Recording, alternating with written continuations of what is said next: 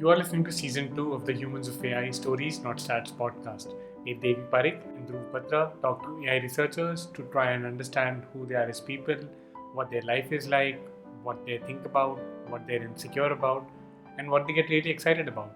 Questions that reveal the stories of their day-to-day life. In this episode, Dhruv talks with Yonatan Bisk, who is an assistant professor at the Language Technologies Institute at CMU.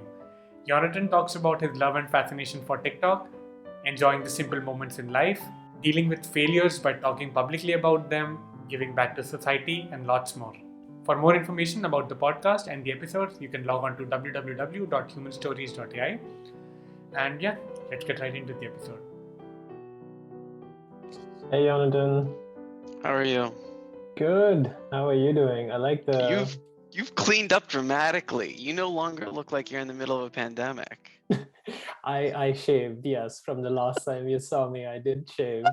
I went through a phase that I call my December look, which is, but I think that has nothing to do with the pandemic. I go through that every year. Okay. I see. I think Jesse at one point I guess we were on a call or something together. I don't remember where he saw you as well, and he was like, "Oh, I like that Dhruv has just decided, you know what? I'm just gonna own it. Like, that this 2020 sucks, and I don't care." Yeah, I get that.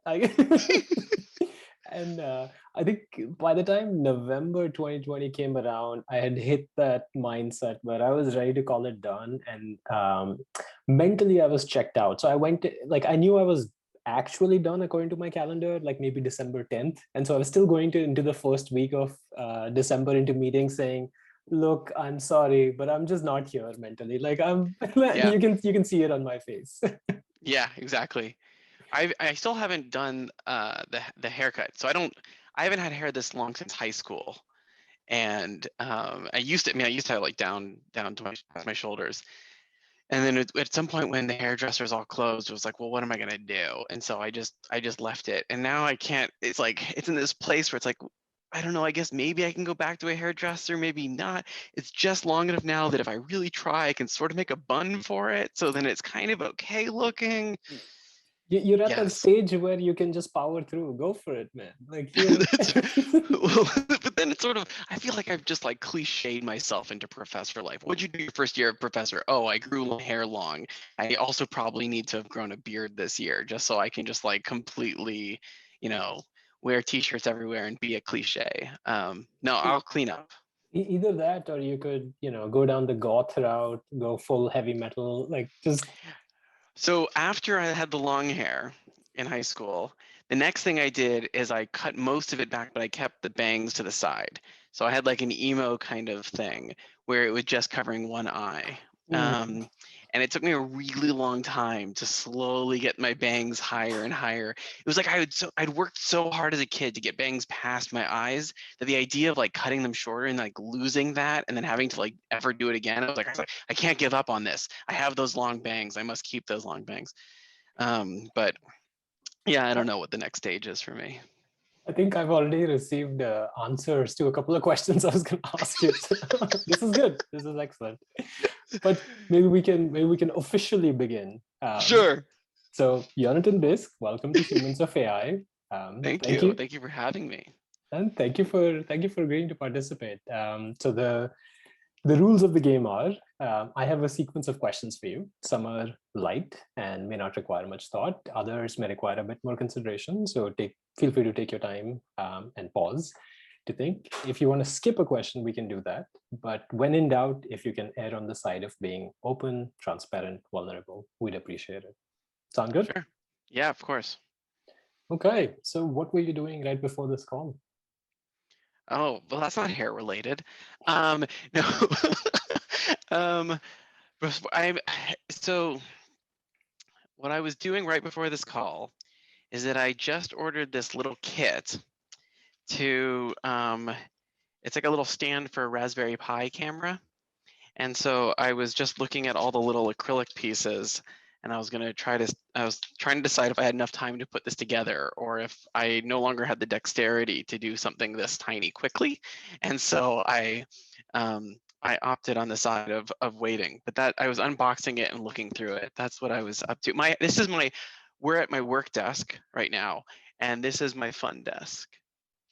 I think And so you're taking the robo part of robo NLP very seriously. it's this is fun. And the great thing is I highly recommend this to other people that are, particularly if we're going to continue to do pandemic stuff for like a while. This 2 desk setup in a spinny chair means that anytime I need to disconnect from work, all I have to do is rotate, and now I'm in Toyland. So so yeah, I've been doing this parallel thing. So before this I had a small break, and so I was in Toyland. Sounds good. What's your daily routine like? I specifically pushed back. I used to have more early morning meetings pre-pandemic, but I decided in this year to have slightly later starts. So I pushed everything back a little bit. So for the most part, my days don't start until like 10, and so that means that I don't set an alarm, and I wake up whenever my body decides it's time to wake up. and then I check Slack to make sure nothing burnt down, and then slowly go downstairs, make coffee, and I and then I sit on the couch and drink my coffee while scrolling TikTok for a little bit, and then head up to work. So TikTok is probably going to be a recurring theme in this discussion. I've decided it is the best social media platform in existence, and so so that's how I spend my morning. It's some combination of coffee, breakfast, and TikTok scrolling. I also check to make sure that again, nothing is burnt down. I look at Slack and emails to make sure things are okay. But yeah. Forget the rest of your day. Tell me more about TikTok. Like, what's going? Seriously, here's the thing about TikTok. Okay, I've got like a lot of thoughts on TikTok, but from like a slight AI person perspective, part of what I think is fascinating about it is that it's a totally different model. So you can follow people. Like I follow some friends. I'll out maybe like Yejin is on TikTok. She doesn't really post, but but she follows me, and so and then we send each other TikToks back and forth. And then because of the messages being sent, or like also just the amount of time you spend watching. So if you watch a video more than once, like all these sort of little subconscious habits, the algorithm caters to you. And so it's this very wonderfully passive experience where you're just like, oh, it turns out that apparently I spend a little bit longer watching these types of videos, and then I just get more of that. I didn't like have to really search for it. And so and then based off your sharing preferences. So like I send her fancy cocktail making TikToks and things like this. And then you get even fancier cocktail making TikToks, and you're like, oh, that's cool. Or like really pretty coffees. We were like, I had no idea you could make a coffee that was that pretty. So so it's like this really nice escape for and to sort of all these other parts of people's lives. There's this really cool. I can do this for the entire hour, so I will stop. But like on a nerdy side for a second, there's several scientists and other workers down at the South Pole who have TikToks.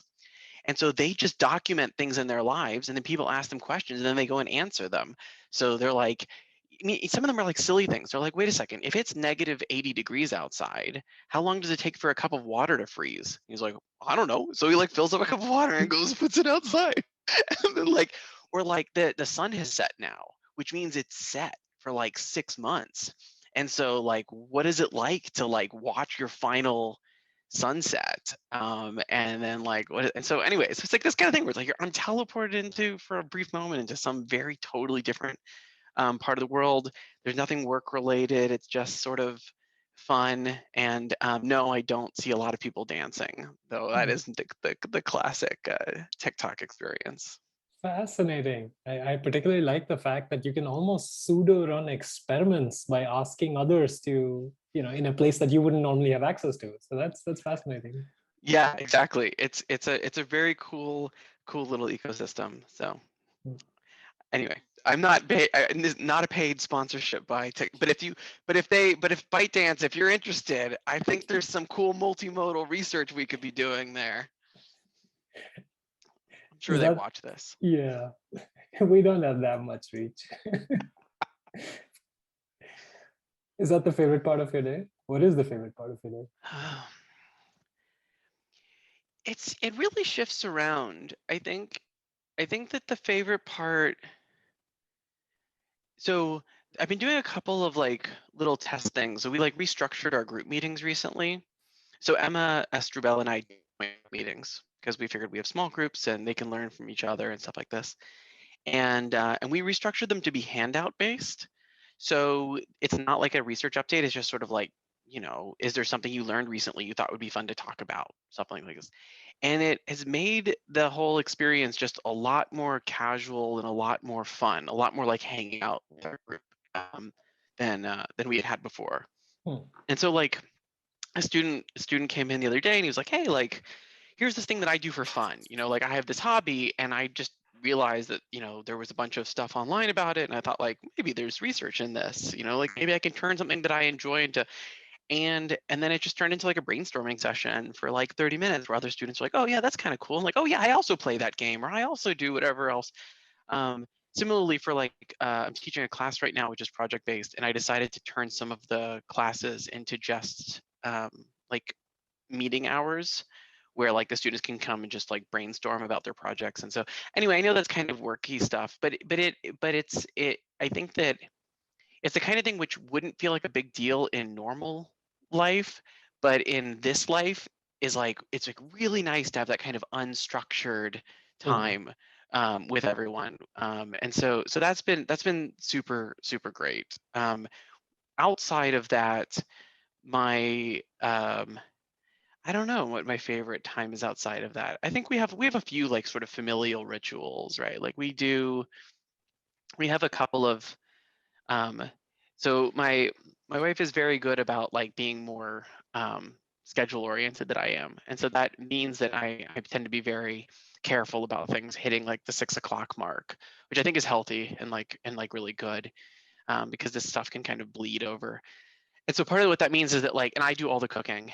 And so the 6 o'clock mark is important because depending on what I'm cooking and if she's going to be hungry by 6:30, then actually sometimes it's more like a 5:30, and like we have to like sort of adjust. And yeah, so I think like we cook, or I cook, and then we eat and we chat, and then also like taking little walks. These are like really simple things, and like I feel so it feels kind of silly because like they're the kinds of things that didn't feel like as big of a deal a year ago. But like feel like going for we try to do like a daily or every other day coffee, for example. So we'll like go for a walk to a local coffee shop and just get something to go. And like these kinds of things are like really quite nice in a way that used to take more for granted. It feels depressing to say like, ooh, we walked to coffee, but Yeah, it's outdoors. and I can relate to that, and like it's the little things that give you joy on a day-to-day basis, right? Not the earth-shattering or rare moments. It's also more one of those good points where we get to actually like, it's not that we can't talk more. I'm sure she can hear me right now, and she's probably like, I'm very loud. But I think that you're in a slightly different mode when you're walking. And so like I feel like different topics come up when you're sort of on a walk than when you're like sitting at dinner. And so it's sort of like we like sometimes if we're sitting at dinner and talking, it's oftentimes it's things like, all right, well, what else do we have to accomplish this week? Are there any other errands? There's like, it's like more of that kind of chatter and a little bit less sort of like how you doing chatter. And I feel like on walks you do a little bit more how you doing chatter. And so that's quite nice. Yeah. What's the least favorite part of your day? DARPA meetings? No. That I can promise you we probably do have the reach of. Like, I'm sure there's a DARPA PM we could get in touch with to show this video to. No, what is the least favorite part of my I don't know. And this is definitely one of these bad things where it's not that things aren't bad, like lots of things are bad. But I'm very forgetful when it comes to bad things. This is like a weird personality trait I realized at some point where if something really sucks, I like tend to forget about it, and then so that I don't have to so it doesn't weigh me down anymore. And so then I'm always like, oh, everyone's always so nice and everything's always so good. And then like people are like, really? Because what about this thing that just happened? You're like, oh, I forgot about that. Um, yeah, I think the worst part of the day generally is realizing that you or one that I've overcommitted. Like it's the moment, and it happens almost every single day, where I realize I've been going through a bunch of meetings and I've gotten kind of excited about various things that have come up. And I've started thinking about like, oh, it would be really nice to be able to follow up on that.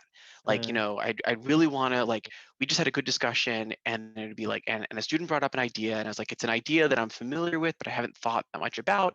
And so I think to myself, like, and I have a notes file that I take notes after every single student meeting about like how things are going and what things should be followed up on.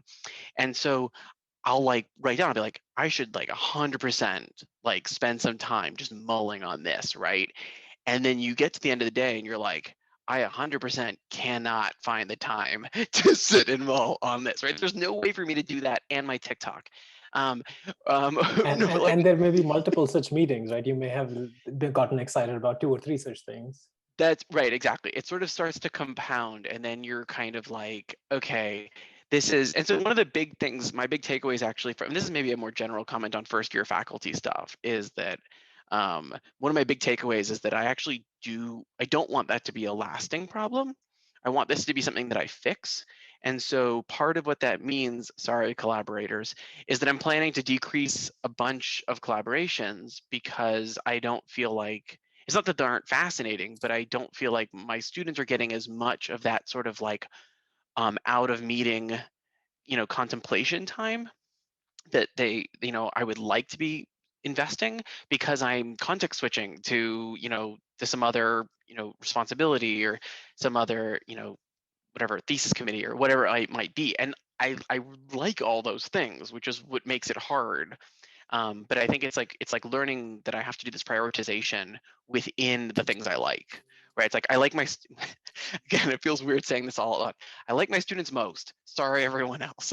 You're like, and then and I need to like, I need to do that. And then similarly with like, you get really excited about service things, right? You're like, oh, there's like some really cool stuff I could do in terms of structure of the department or other kinds of things. And you're like, okay, but like, again, I like my students more, so I need to like moderate that. And so I think the worst part of the day is sort of when you're doing that accounting afterwards, and you're like, I've just put in a full day, I feel good about all the meetings that I had, and then you're thinking about all the things you'd like to be able to now do, and then you realize you sort of can't because you have a whole nother full day. So like when, if you're going to cook dinner and take some amount of time off or stuff like this, like when are you going to do that thinking? And you've just run out of hours.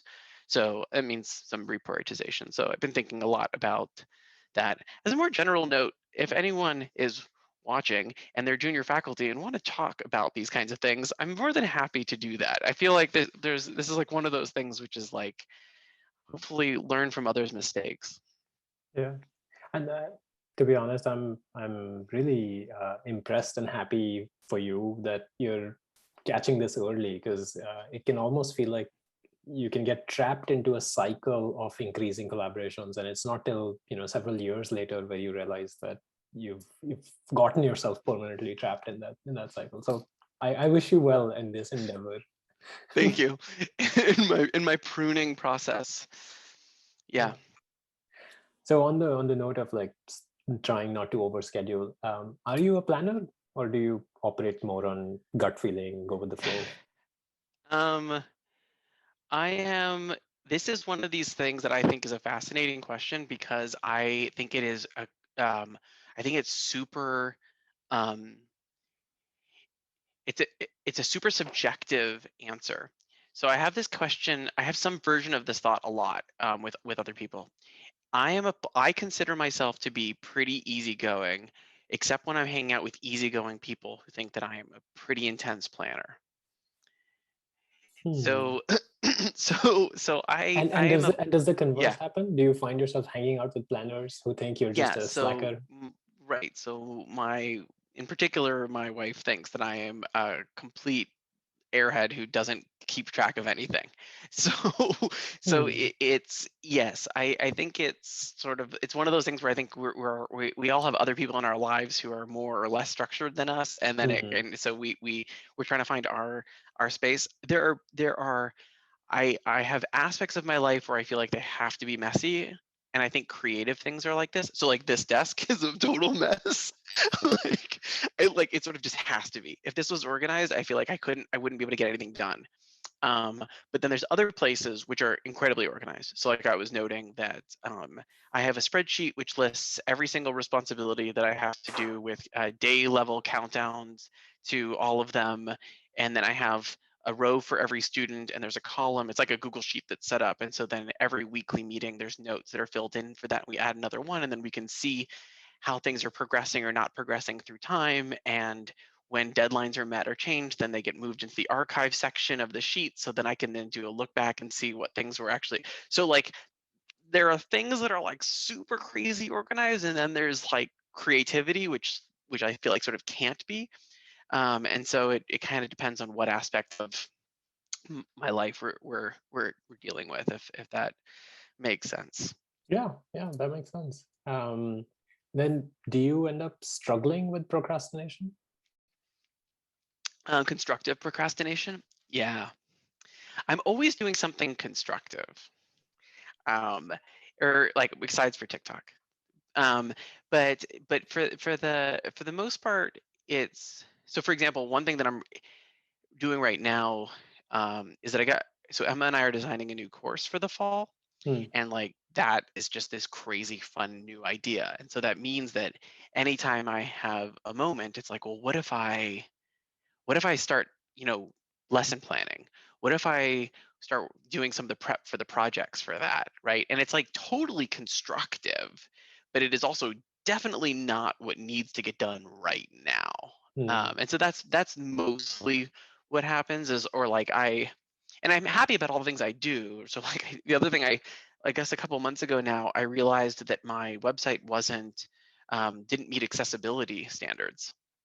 And so there were a whole bunch of problems. Like I had put alt text on images, but I didn't realize, for example, that you should put a tag that indicates the language of the a page so that screen readers and stuff like this can sort of function properly. There's like a whole bunch of this stuff. And so I spent like every evening for probably like a week just like redoing large chunks of my website to make it everything as sort of as compliant as I could. And it's like, I'm glad that I did. Like I feel like that's like a good positive thing. Also probably not, if someone was like, what's the most important thing you could be doing this week with your extra time, it was like definitely not that. So that's more the kind of procrastination that I tend to do. It tends to be of this form where I decide that there's something else that is going to get upweighted that clearly doesn't need to be upweighted right now, but seems more fun than whatever I'm yeah, there's a whole list of these things. So like I can just keep going on of these like sort of side projects that were like, I think are good, but they're not the priority. Makes sense. Are you competitive, Yonatan? I used to be. I used to be more so, and at some point, and I'm not saying I'm perfect at this, but at some point, I decided that was not fruitful. I think that competitive takes two forms. So I think that there are things that I do that would be viewed as competitive. So for example, like, do I think that I have a important vision for sort of the direction of the field or something like this, and it involves, articulated objects that habitat can't handle. No, no, like, so do I have strong opinions about things? Sure, but competitive is sort of different, I think, to me, because competitive is sort of like I need to win because it's me or something like this, and that isn't, that's sort of, I'm trying to figure out how to I'm trying to figure out if there's a politically correct way to say this. I mean, okay, I'll just say it like this. That's my father. Like, like my father views politics, for example, as like sports teams. Like he has his team, and he needs to win no matter what. And so his team needs to win no matter what. And that means that what he stands for changes with his team, and stuff like this. So I watched that for a really long time. And initially I said the reason I used to be competitive is that I think that when you're born into a system like that, you sort of default into like, well, this is kind of the norm. This is the sort of role modeling that I had. And so like he took a leaning to the right, and I took a leaning to the left, and those became we became sort of archetypes for that, and that was the nature of our debates, and that's who we were in this kind of like my team versus your team kind of way. And at some point, it basically became clear that it was hard to be competitive and still maintain an identity. So the person that this is maybe a weird psychoanalyzing of myself / father, but like I watched him drift and like now believes things that his former self would never have believed. And I don't mean in a positive sense, because the official party guidelines shifted. And so therefore he had to shift because the team shifted. And that was really uncomfortable to me, or it is uncomfortable to me to sort of have seen all of that, versus sort of being evidence-based or whatever else and being like, okay, well, I was just wrong. And so it's taken me a really long time. Again, I'm not going to say that I'm good at this, but a lot of practice of saying I'm sorry and I'm wrong, like I messed up, and trying to therefore break me of the notion of being competitive or being right. Like, sure, it's nice to be right, but I think the main thing is that like if I say, whether it's research or whether it's someone's experience or human rights or whatever it might be, if someone shows me evidence that indicates that I was wrong, like then I just need to admit that, and I need to change, right? I mean, like I think that's like, and so that means I think it's very hard to be competitive and maintain a healthy attitude about being wrong.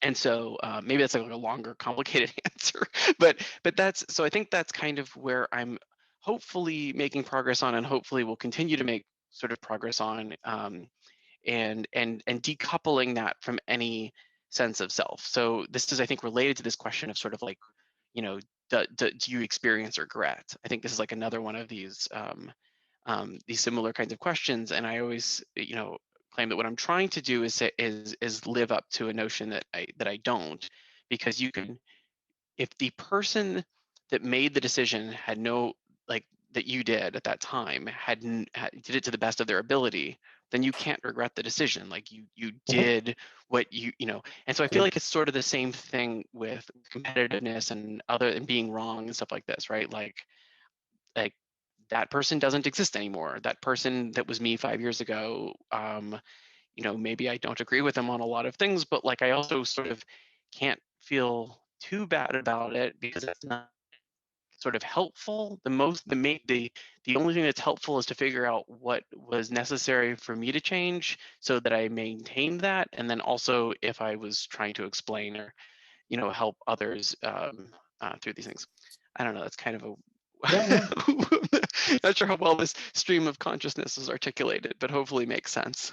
It does. And one quote that I came across that resonates with a lot of what you're saying is, it's more important to be right than have been right, which means that if you come across a piece of evidence that shows you otherwise, then, well, just think of yourself after that piece of evidence, and now you've found the truth. It's not important that you were there all along. So yeah, I see what you're saying.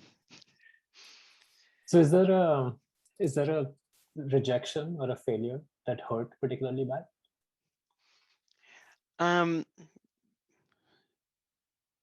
I mean, I'm sure, but per my comment from earlier about forgetting negative things, the way I tend to deal with failure is publicly. So for the most part, I mean, I guess this is a little different in like the social media internet era. I mean, publicly mostly in the sense of humans around me kind of way. So for example, so when I applied to like undergrad, I got into one place. I got waitlist, which was Texas at Austin, which was very lucky. I got waitlisted from a couple places and was rejected by a whole bunch of places. So I went to I didn't stay on the wait list. I went to the state school.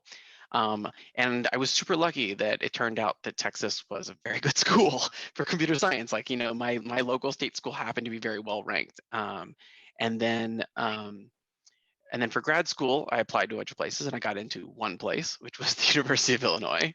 And so I went to the University of Illinois. And so and then at University of Illinois, in your end of your second year, you do your quals, which are a pretty, at least they maybe have changed, but at least at the time were a pretty intense oral exam of grilling for a couple of hours.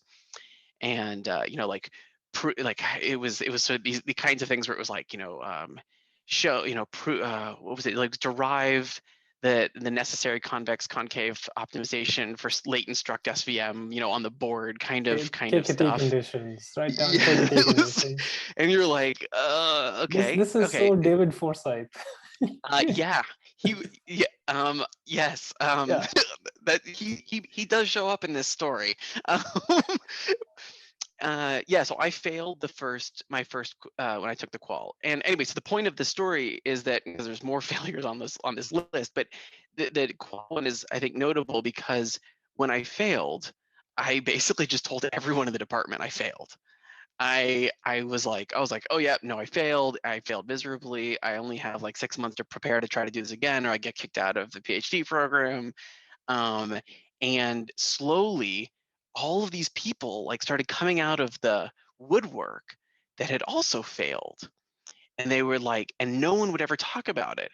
And if you asked anyone like what percentage of people failed, they'd be like, oh, I think it's very rare for someone to fail. So then I went and I talked to the admin. I was like, how many people fail? And they're like, oh, like 50% of people fail every time. I'm like, 50%? Because I don't know anybody but me. And I've been taught, and so slowly I like get all these others and we get these stories together. And then I basically created like almost like a little boot camp where I like prepped people before the qual, and we got like the fail rate way down because I was like super loud about the fact that I had failed everything and how I had failed and what I had to change and all this kind of stuff. And so I'm not, again, I'm sure that I can be much better about this, but I tend to just fail publicly and just assume that means that like here's a data point for everyone else, like in, FYI, like, hi, I went on the faculty market twice. like that was a failure. Like we can talk about paper rejections. Like I think that like at each of these stages, there's a whole bunch of, or even in personal, things, not just professional things. And then I try to be just reasonably open about them. And part of that is because it's easier for me. It's much easier than keeping secrets. Like when I'm going to tell stories and have a manicured version of my life, it's easier for me to just assume that everyone knows all of my failings, and then hopefully that's also useful, particularly any of these things that would otherwise be kind of secret. So I'm very pro kind of openness of this kind of stuff, and it hopefully reduces some of the kind of impostery kinds of stuff that you have. And also even just things like, I was really happy when we were on the faculty market, like Mark Yatskar had contacted me and some other people and asked if we wanted to coordinate on offers. And I was like, yeah, I'm happy to share every detail of everything. And I think it was like super helpful, and it seems like it's grown since then. Other people are doing these kinds of things, and it's like, because like otherwise, like how are you supposed to know how this system works? Like like how are you supposed to know what's reasonable? Like why do we have secrets? That just perpetuates a sort of like who's in the know, who's connected kind of system. So anyway, that was maybe not exactly the answer to your question, but basically in terms of my failures, I have lots of them, and I think they all stung really hard in the moment. And the way I've dealt with basically all of them is just by going super public with them. That makes sense. And thank you for sharing the qual story.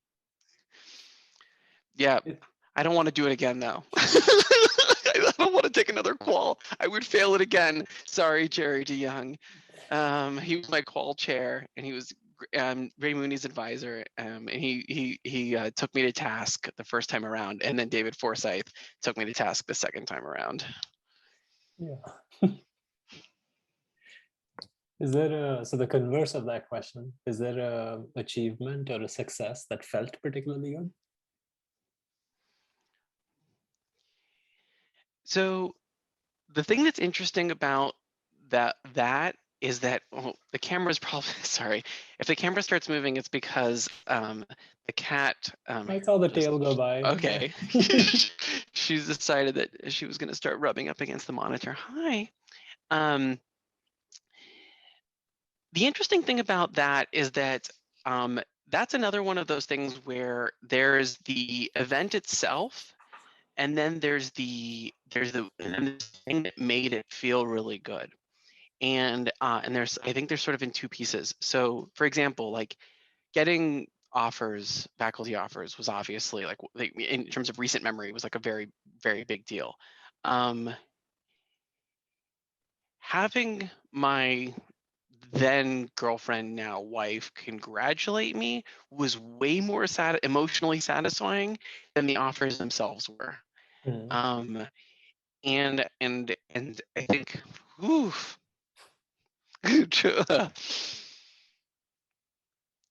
um, this might be a hard sentence or two. Um, I think that basically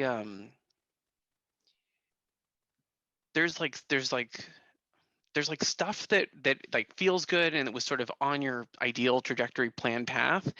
And then there's like the support from like the people that matter, and like the support from the people that matter is like those successes don't mean anything if the people aren't there, right? And so even things like very recently, as in like this week, we're trying to figure out like about like buying a home or something like this, right? And like even though we're married and everything else, like when she says something like, well, like if we're going to end up living in this house for like 5 or 10 years, you have that moment of like, oh my gosh, like, oh, that's like, like, and so it's those are like those things like just, yeah.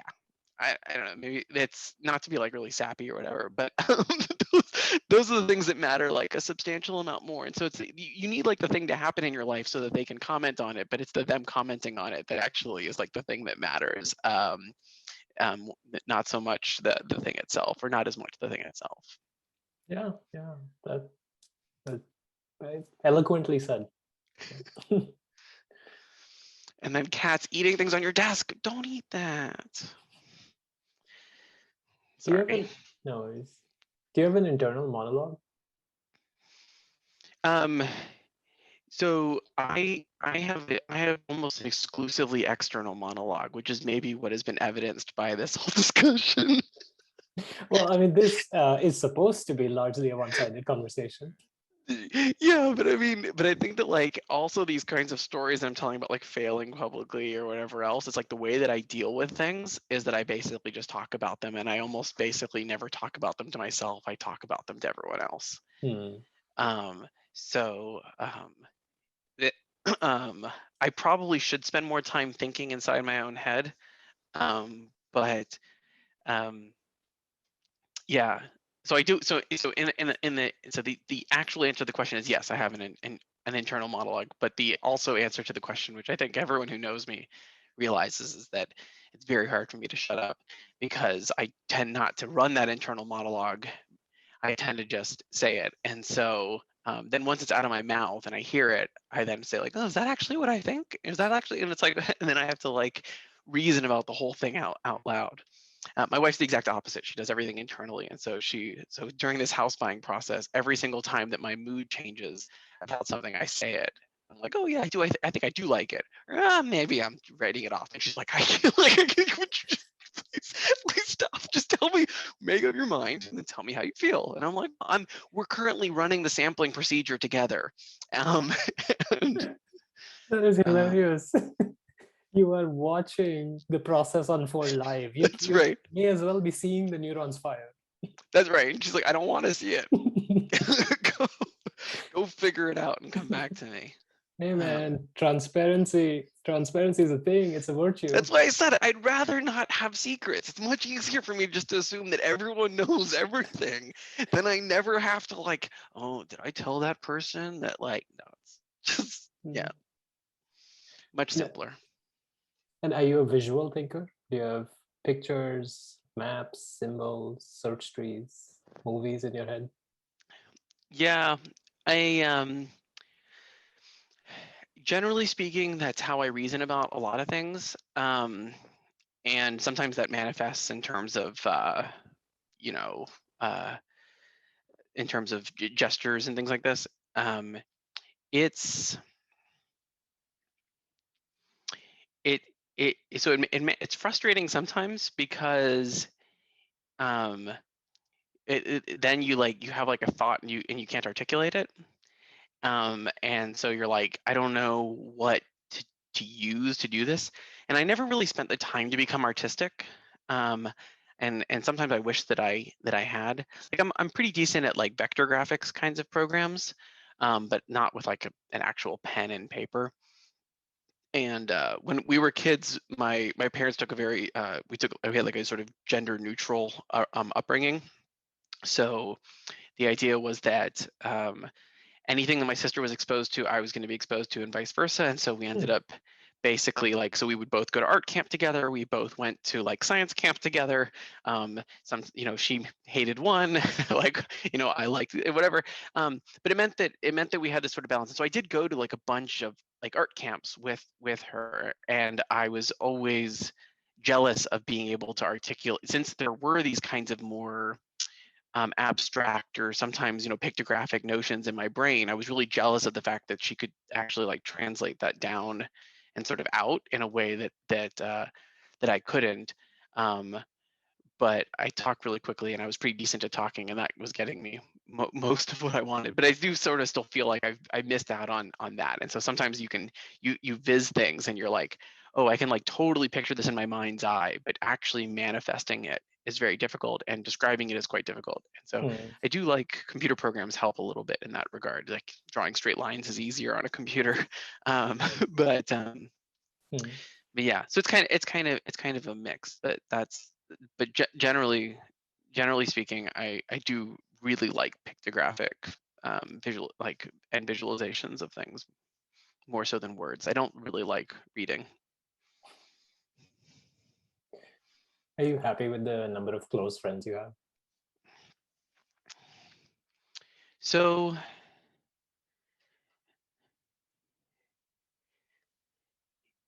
this is one of these really interesting um,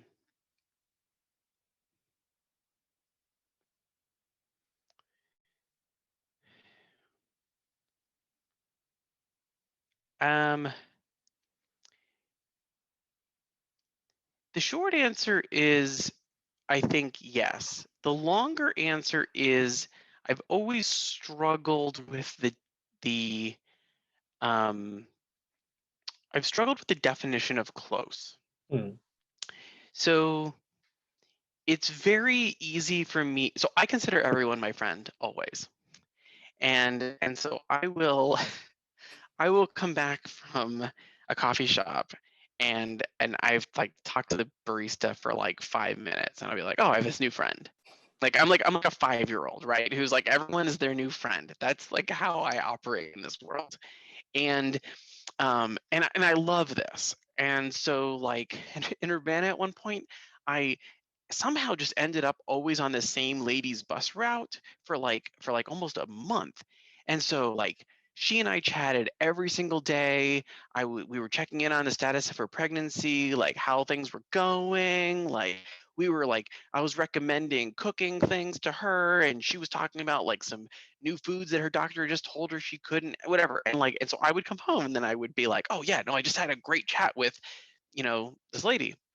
She's my friend. And then like everyone else like, she's not your friend. Like, are you gonna go hang out? And I'm like, I don't know, if she invited me to hang out, I'd hang out. Does that make us friends?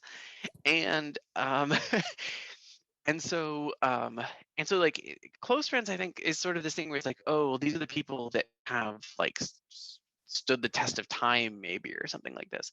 But even that is sort of shifts. So like the people who were that I talked to the most at any one point in my life have changed, and they potentially or probably will again. And then that thought is super emotionally depressing to me, because then I'm thinking about like, am I going to lose this friend? And so I think I think the answer is like, do I feel like there's a reasonable number? Do I feel good about the number of close friends I have?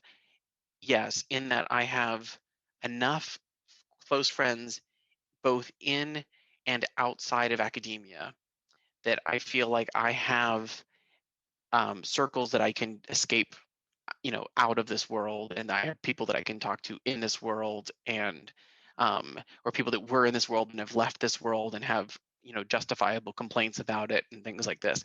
And so I have what I would consider sort of a sufficiently nice support network of people that I can sort of tap into depending on kind of what headspace I need to be in.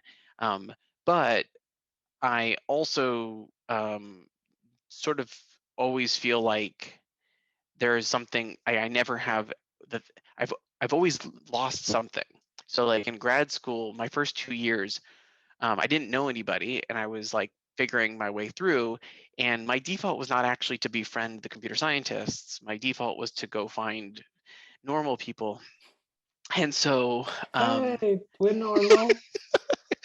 yeah, no, there was nothing wrong with computer scientists, but it was sort of that was work. I Hmm. needed something. I needed another circle that wasn't work people, and so that was mostly people that were MFAs. So it was Hmm. mostly people that were doing their masters in fine arts, and so I used to go to all the exhibitions and hang out in the studios with them and stuff like this. And I don't have that anymore. Like I still know those people, but like we've drifted apart. Their job market is super hard and they're trying to do art in all different kinds of places, and I don't catch up with them. And so when you say like, am I happy with the number of close friends? Like, yeah, but do I always sort of feel like I'm missing something? Like at various points in my life, did I have a group of close friends that were different from me in an important way that I no longer have? Like that I think is also true. And I worry sometimes about narrowing. I Hmm. worry that too many of my friends have PhDs. Like that feels that feels like a problem. That feels like the kind of thing that leads to potentially insular thinking. That's the kind of Hmm. thing that's going to make me a less empathetic person in the long run. That leads, that too many of them are in tech. That means that I'm getting a skewed worldview, like things Hmm. like this. Um, and so I'm happy with all my friends, but I'm also always a little bit worried that I'm becoming I'm bubbling Hmm. in a way that if I'm not careful might eventually turn me into something that I don't like, right? Hmm. That I might become the kind of person that I currently think is is not a good thing to be. Hmm. So kind of a Yeah, maybe complicated answer. yeah, makes sense. How do you imagine your retirement? For a very long time, I've imagined I would never retire. Hmm. If you asked me when I was a kid, long before I knew what I was going to be doing, I said that um, I was going to die at my desk someday, and I was really excited about this idea This is because this I is when thought, you were a child. yeah, yeah, yeah, yeah, yeah. I was a weird kid.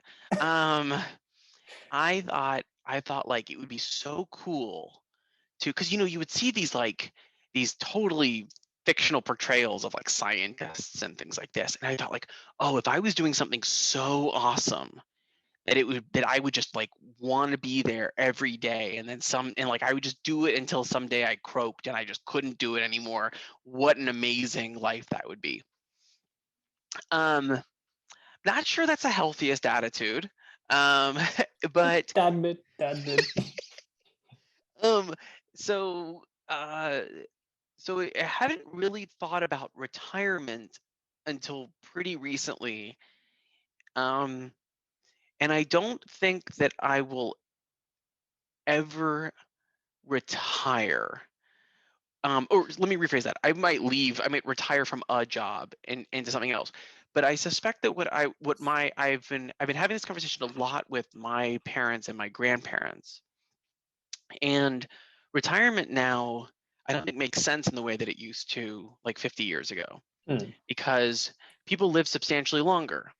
And so, my parents are in their 60s and 70s, my grandparents in 80s and 90s, um, and they're retired, but like my grandparents now have been retired for, I don't know, 30 years. My parents will probably be retired for like 20 or 30 years. Like, I don't want to sit on a beach, and they don't want to sit on a beach for 20, 30 years. So what do you do instead? And I think what you do is you use that time. So hopefully you're, living your life the way you're to the best as you can until before that. But you use that time, if you can afford um, to do the things that you can't afford now. For example, the conversation I've been having with my mom is, she's a lawyer. She's like, well, if I have enough money to be retired, then I have enough money to do pro bono law for the next 30 years, right? There's a ton of people who can't afford a lawyer. I don't need the money, so therefore I should, try to rebalance society a little bit by being that person. And so I feel like, I don't know what that looks like for me yet, but I feel like that's kind of the same answer, right? Is sort of like, for those of us who are, lucky enough to be, drawing, comfortable salaries, we're very well educated, we're very well connected. We obviously should be giving back now, and I think hopefully as academics we're, that's part of why we're even doing this in the first place. But for sure, if we're at a point where we literally don't need to draw a salary again for the rest of our lives, then that feels like that's the point at which we really need to switch sort of philanthropically. And so maybe that means, teaching at lots of local schools, doing lots of local enrichment programs, helping with, test prep. I don't know exactly what that will look like, or what's the most effective way for me to use my position or my education. But that's kind of what I think of in terms of what retirement is. Retirement is, if you no longer if you as the well-educated person that you are no longer need to draw a salary, what can you now do in terms of social benefit, because you don't have to worry about capitalism. Yeah, makes sense. So I mean, the thing that I love about this, to be totally honest, like, is I don't want to, like, because I feel like there's a natural criticism here that someone listening, which is like, oh, this is all fine and good for, kid in his 30s to say, or whatever.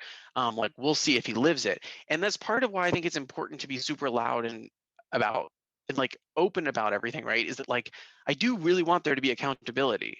Right. So if someone were to show up, so if I'm 60 and someone's listening to this and they're like, well, he's 60, like, what's he gonna do? Like, I think they should just basically knock on my door and be like, all right, buddy, what altruistic things are you doing? Like, how are you spending your time and your money? And then from my perspective, in terms of personal growth, right, is to make sure that, like, I at no point take any offense to that question, right? Like, is that because I don't want to, like, get into a place of complacency where I'm like, not willing to change or not willing to live up to the sort of ideals. I mean, like, we never live up to our ideals, maybe, but we at least work towards them. And so I think having very public conversations about these things, and then having public friendly notions of accountability, is also important, on every aspect of, this job in our lives. It sounds like you actively think about shaping the behavior of your future self by making commitments that will keep your future self on the hook and accountable. Do you think of your future self as a person you need to control separate from yourself? Yeah, in a sense, I do. Yeah, I think a lot about complacency. I think a lot about structures of power and privilege, and how they perpetuate, and how easy it is, um, to, when looking after oneself or one's, closest family, to slip into that perpetuation. And so, I have a game that I've played with myself and my friends, and we don't have to play it, but I have a game that I've played for many years now, where I ask, what's something that you think someday you'll be a conservative about? And the point of the game is, once you figure out what that is, you get to start working on it now, I so that that day never comes. I've played this game. I've thought not phrased like that, but I've Yeah, thought of this question because I also grew up believing what is the generation of my kids possibly going to rebel against me for? I am right. fairly liberal, like I'm, sure, Yeah. consenting adults, you can do whatever you want. And like I think it finally came down to something like interhuman cyborg relationships or human robot relationships. I was like, that feels weird. Like, and I could totally see myself making the same kinds of arguments that other people have. I'd be like, oh, I need to work on this. So as long as your thing is always sufficiently far in the future, it's probably okay. But I think there's actually some ones that, and I'm not necessarily saying for you, but when I talk with people, there's a lot of ones that when we start to dig into them are are pretty local. So for example, like to take one that I think is probably not that controversial, but probably affects us all. I think we all in name are aware of global warming and climate change and want to take drastic changes. But I think we all have probably some pretty conservative lines that we're not willing to cross in terms of our own personal comfort in order to make that change. And now I'm not saying that this is like actually going to happen tomorrow, but like if like socially, if we had a mandate that came down from the top, we're like, all right, we're going to fundamentally change stuff. So like conferences, no, there's no travel in the future. Period. Like we're basically banning that. We're like vacations. Like if you can get there via electric car, fine, but we're not taking. So I think there's a lot of us who are sufficiently privileged that we would be like, no, like you've crossed some sort of line that we wouldn't be able to cross. Now, we can discuss whether or not that's actually a fair thing, but I think that there are a lot of these kinds of like things where we say, oh yeah, I'm totally fine with basically any change for green energy. But what we mean is, I think I have enough money that I can offset the bad behavior that I plan to keep doing, Mm. and so that will keep it balanced. But if I actually had to change my behavior, i would I would basically be that loud conservative saying you're taking away my rights and you're taking away my freedom or something like this, right? Mm. And so I think there's like a lot of these kinds of things, and I'm not at all trying to point finger. I think that I'm certainly guilty of some of this myself. But yeah, I play this game a lot because I think a lot about like how like climate change may fundamentally restructure society over the course of the next 10 years. And, if I buy a house that has, natural gas in it or whatever else, at some point, I probably maybe right now should just spend the extra money to remove that, like, but then there's that part of you who's like, oh, but like why should I have to do that if other people in society aren't taking as per, like, and it's like, okay, well then that's a conversation I need to have with myself about accountability with myself. And again, I'm not even claiming to be even remotely good or perfect at, oh, Google thinks I was talking to it. I'm not talking to you, Google. um but oh, stop. No, stop talking. It's fine. I can't hear anything. But it may be it may be disruptive to you, but I can't hear it. Okay, Google just said I found you a result on how to be happy with money. And then it started going off. um but anyway, so I play this game a lot, and so yes, I do think about sort of guardrails. Mm. I know that I'm failing in various ways right now. There are things that I do that are good, there are things that I do that are not sufficiently. um and then I think a lot about like, how do I make sure I don't get worse, and Mm. then ideally where are the places where I would hopefully get better, and then also trying to be still like lenient with, so as much as I want myself and everyone to change quickly, realizing that generational change and other things like this do take some amount of time. So what is a reasonable leeway? And so I tend to think about this in terms of like 5 or 10 year kinds of things. Mm. What does my group look like in 5 years? What is sort of that my carbon footprint look like in 5 years? And maybe I don't meet those goals, but then that means in 5 years I do need to have a check-in where I reevaluate. Yeah. Okay. Do you think there is a point to life in our existence? um, I grew up in a very religious household. And so when I hear that question, I immediately flip into that mode, and then I say no, Hmm. because that's a uh, a community that I left. Hmm. But if I hear that question for more generally, more open-ended, and not in the sort of with the trappings of like, the answer being God or something like this, then I think that my answer is closer to the point of life and existence is to improve the life and existence of other people, and hopefully not hated on the way. So don't be a total martyr, maybe, but like that's the point, because the answer to the first question was no. There is no afterlife. There is no heaven. There is no hell. There is no punishment. There is no reward. So the only thing is that when you're on your deathbed, you get to look back and evaluate whether or not you think that people will remember you fondly. And the way that people will do that is if you may improved as many lives as you can. And so take this time and you try to do that. And so hopefully you feel good about yourself when you're lying there. Fair enough. On to even more philosophical things. Pineapple topping on pizza. Yummy or abomination? As it may come as no surprise to say, I'm unwilling to call basically anything an abomination. Um,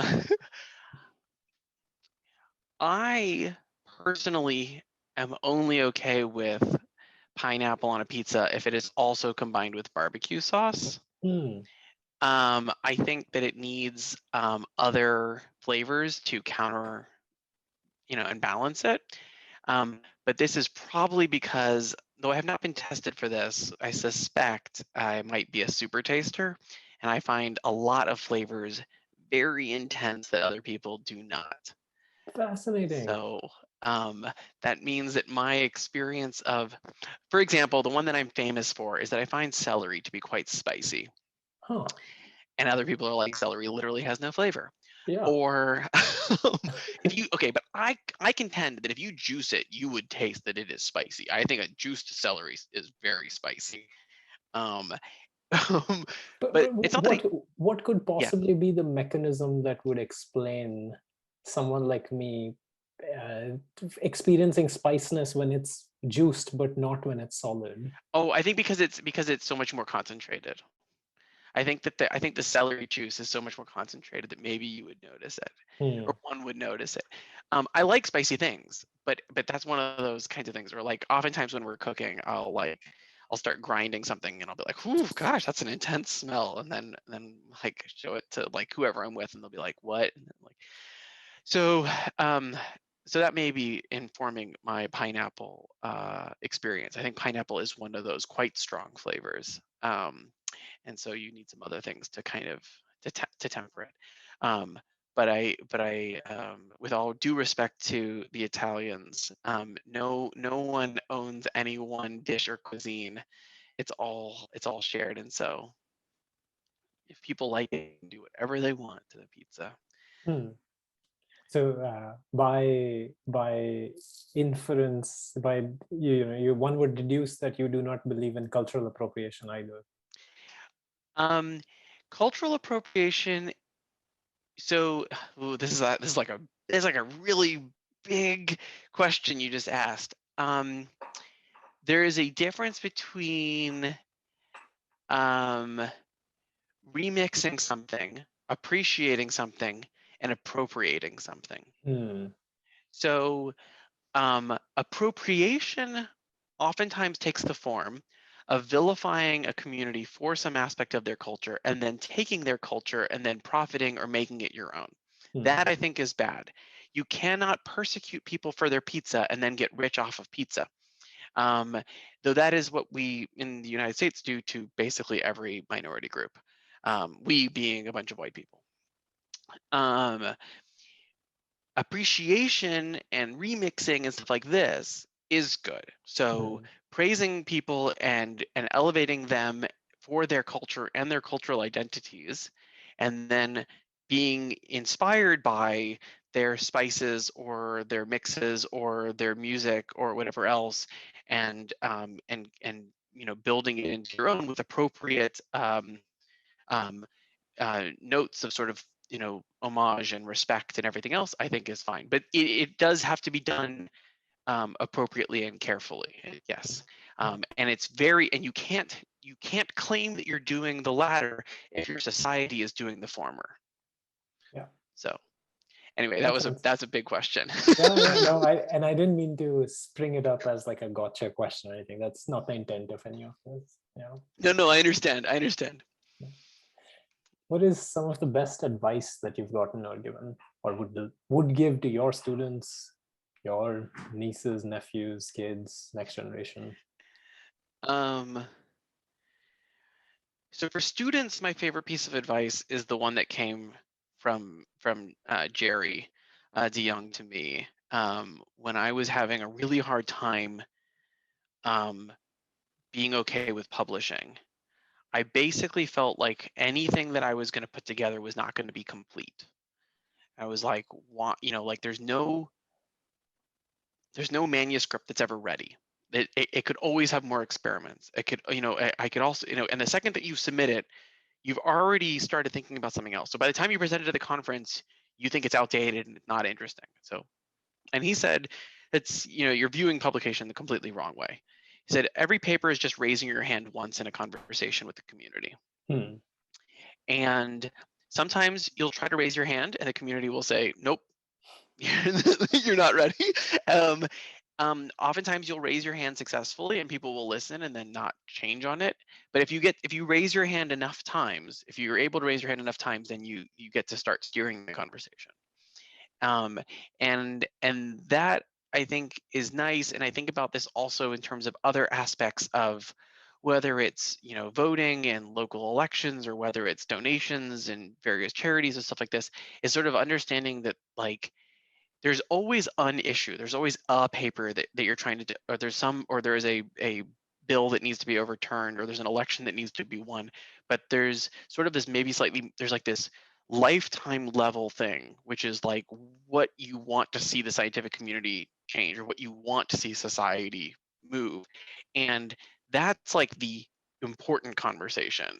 And if this hand raised wasn't successful, or if that whatever, like that sucks. But also like the sort of perspective that like that's also not a victory if you did successfully get it. Like just because you got that paper in is not like, what matters is whether or not that conversation is shifting, whether or not we're moving society in the direction we want it to, whether or not you're actually pushing academia, whether on social issues or on a scientific issue in a positive direction, or in a direction that you think is important. And so it's like that kind of, I really like that sort of analogy of like sort of raising your hand. It's like no one would ever claim that raising your hand in class is sort of means that you like, oh, well, that was all of 7th grade, was that you raised your hand that one time. Okay, you're done. Like, and so that, but it is an important piece of it. And so I don't know, that perspective was quite nice for me, I think. Yeah, I think that's a beautiful metaphor. It captures nicely the sense of conversation, of one bit of contribution, of the role of getting acceptance and not viewing that as the end of a conversation. I think so. I think that's a really nice metaphor. Those are all the questions I have, Yonatan. Was there anything that is there an aspect of your life that we didn't cover that you feel we should talk about, is particularly representative? No, I don't think I'm interesting enough for that. Oh, I strongly disagree. No,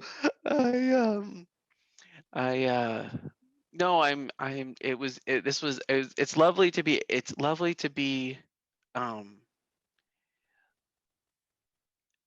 I think maybe the thing that's important to this particular conversation is the reaction I had upon you asking if I would be part of it, which is, how in the hell am I even remotely in the appropriate like caliber of person for Dhruv to include me in these discussions among, like you're looking at these lists and there's like in a Timnit and so forth, and it's like these people are movers and shakers and important and I am not. And I'm not saying if I am or if I'm not, but I think that in terms of just like being very public about some notion of um, either humility or imposter syndrome, but that it exists, and I suspect it's probably on some level healthy to make sure that it stays that way. Yeah, and I just want to add, like, the reason why Devi created this series and I'm continuing it is because we both sort of were watching this almost fetishization of genius and rock starness that happens in our community, and it felt unhealthy. And so, like, which is not to say the people we reach out to aren't well established or creative people in their own regard, but it is to get beyond that. Yes, there are people who do good work, but if you just look at them, talk to them, they're people. They have their own struggles, views, perspectives, beliefs, failures, successes. And so the point here was, I think of you as someone, a representative who is interesting, who's thoughtful, who will likely have things to say beyond what I can glean from your CV. And sort of that was the point here. So I appreciate you that. taking the time and actually engaging with the process and giving us answers that give us an insight into your life. So thank you for that. Of course, I'm happy to be a very open book. And if any, and maybe at some point I'll put together a longer list of failings to share, so that other people can can see the full story for themselves. Yeah, I think I'll look forward to that. I think other people will find value in that as well. Thank you, Yonatan. This was a wonderful conversation. Thank you for having me. Thanks. Bye.